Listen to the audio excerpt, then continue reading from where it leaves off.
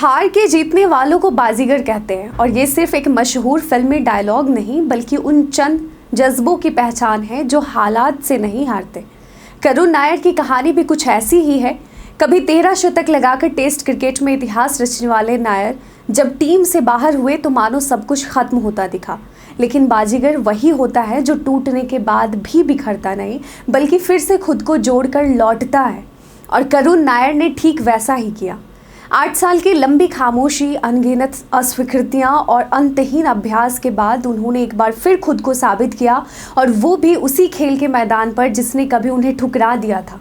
2016 में इंग्लैंड के खिलाफ चेन्नई में नाबाद 303 रन की ऐतिहासिक पारी खेलने वाले करुण नायर ने अपनी प्रतिभा की छाप छोड़ी थी, लेकिन इसके बाद उनका करियर लगातार ढलान पर चला गया। कुछ खराब पारियों और चयनकर्ताओं की प्राथमिकताओं ने उन्हें टीम से बाहर कर दिया। साल 2022 तक बात इतनी बिगड़ गई कि वह कर्नाटक की रणजी टीम से भी बाहर कर दिए गए।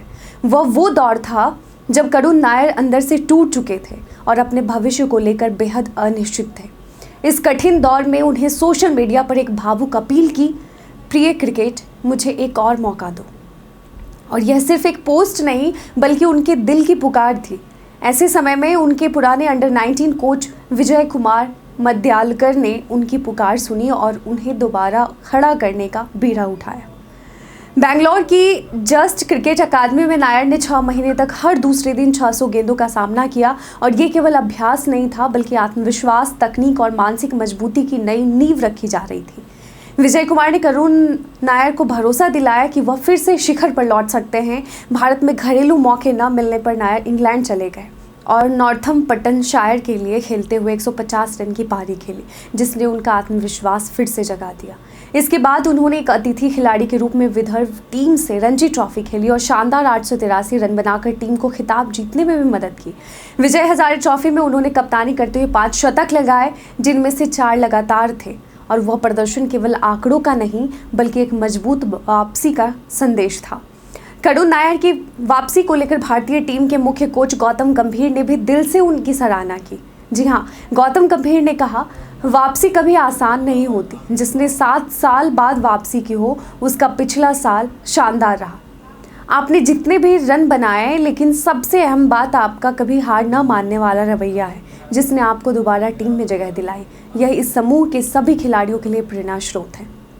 गौतम गंभीर ने आगे कहा कि टीम अब एक नए युग में प्रवेश कर रही है, जहां रोहित शर्मा, विराट कोहली और अश्विन जैसे दिग्गज संन्यास ले चुके हैं। ऐसे में नए खिलाड़ियों के पास खुद को साबित करने का सुनहरा मौका है।